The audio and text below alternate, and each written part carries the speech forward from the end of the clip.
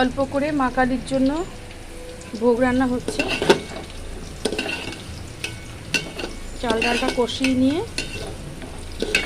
আমি সমস্ত রকম মশলা ফোড়ন দিয়ে একসঙ্গেই চালটা ভেজে নিয়ে চালটা দিয়ে মশলা দিয়ে এবার কষিয়ে নিচ্ছি। আর এদিকে 5 রকম ভাজা হচ্ছে, আলু ভাজা হয়ে গেছে, ফুলকপি ভাজা, কাঁকরোল ভাজা, আর এদিকে হচ্ছে বেগুন আর পটল ভাজা।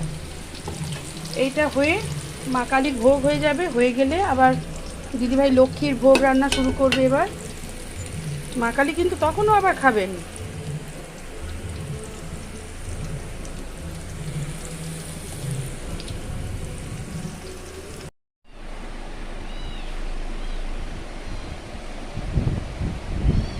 খিচুড়ি আর 5 ভাজা মায়ের ভোগ রেডি।